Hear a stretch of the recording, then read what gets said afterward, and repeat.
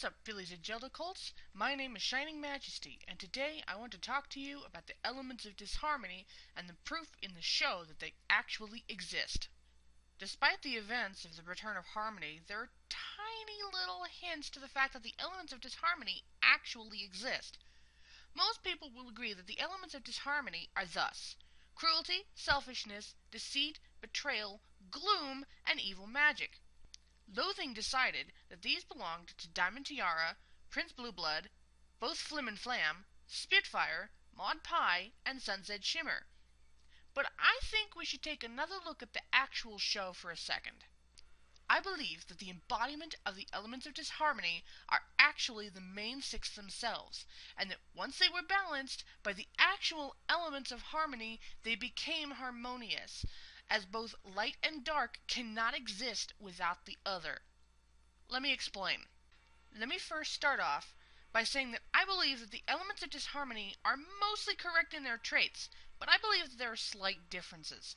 I agree that the element of kindness is countered by cruelty, as Fluttershy displays an innate cruel stare that can make even the most fierce of dragon back down.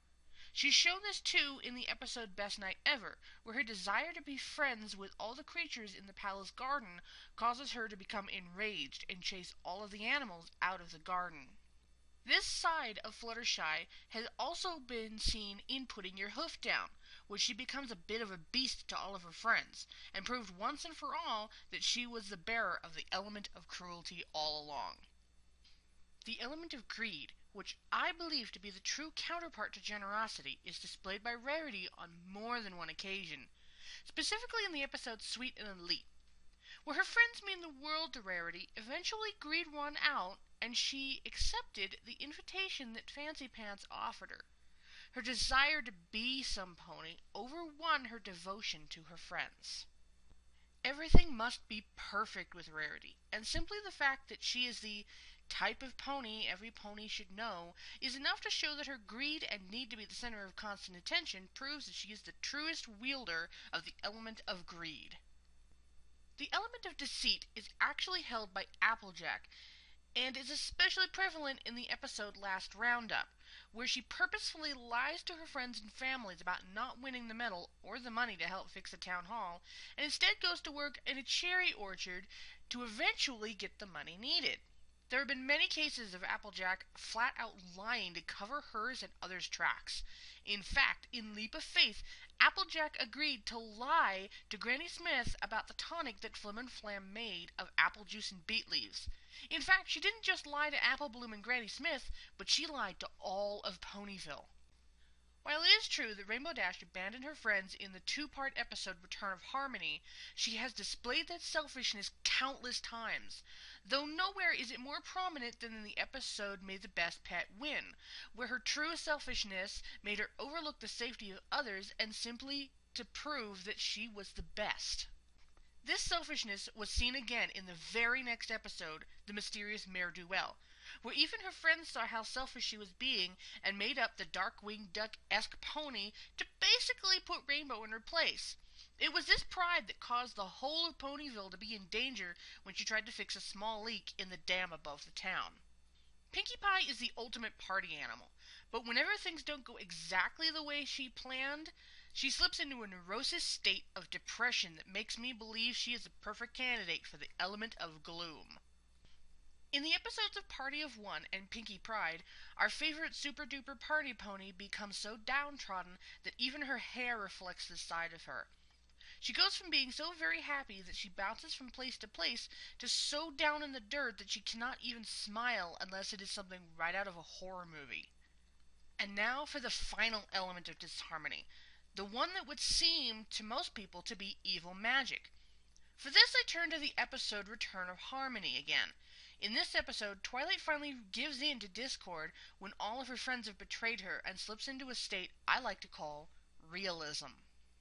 By using the cold, hard logic that she did not have any friends anymore, Twilight lost the color of her coat and thus her magic, what made her the soon-to-be Princess of Friendship.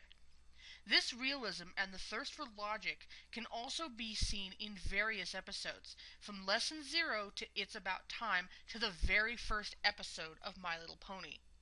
We probably get the best example of this in Feeling Pinky Keen, when Pinky's pinky sense told her that something was about to happen, and Twilight never believed it until the very end. She tried to use the cold hard logic she'd learned to understand Pinky, which, let's face it, isn't possible.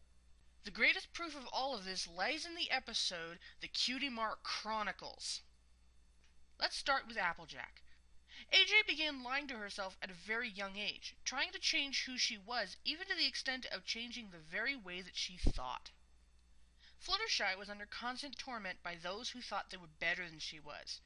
Now, while it's been proven that those who are bullied often turn into bullies themselves, it's not actually proven in this theory. However, I do think that it is a very likely possibility, as seen in various other episodes. Rarity showed her greed in the form of needing constant praise for her outfits. I believe it was the actual element of greed that led Rarity to the rock filled with precious gems, as it has never been said exactly how and or why Rarity's horn worked magic on its own. Twilight, however, began studying at an early age, with the realization that she was a great magic user, and had attempted to prove it.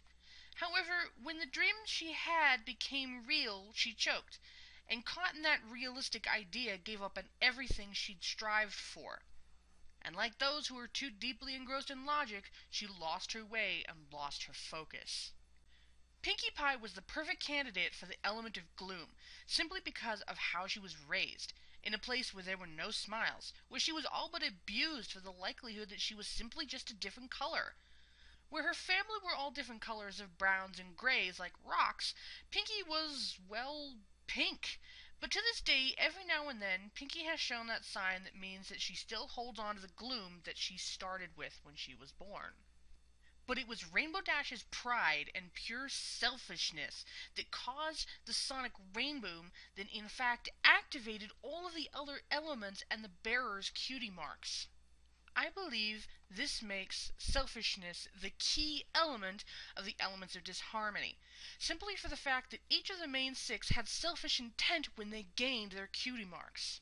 And now to finish up this very long episode. I want to finish it by saying that the elements of disharmony do in fact exist in canon and without fan speculation. The comic books. As seen here in the canon comic books, in the other world where the ponies are the opposite alignment they are from the main six's world, King Sombra uses the elements to steal the power of evil magic from the Alicorn sisters Celestia and Luna. We see here how in the opposite world, King Sombra had control of the elements of what we assume to be harmony. However, as the comic itself stated, this is not true, as everything in their world was backwards from the show canon world. This would mean that in canon, the elements of disharmony exist, but in the other world. Good King Sombra of the other world used these elements that had not been attached to any pony yet to draw out the evil magic of evil Celestia and evil Luna and pour it into himself, the only place that it could go. Just like the banhammer of friendship Twilight and her friends use, Sombra used this disharmony on himself. In reality, this means that the elements of disharmony can only be used on the wielder, unlike the elements of harmony, which are used by the wielder. This, however, brings up a strange topic that I will go into on a later date. If King Sombra of the other world, who was once good, is now evil, and the other world Celestia and Luna are good, what does that make our beloved princess sisters and the evil King Sombra? Well, that's all I've got for this week, folks. Tune in next Thursday for the legend of Star Swirl the Bearded, what I think really happened to him, and his role in equestrian history. Bro-hoof time!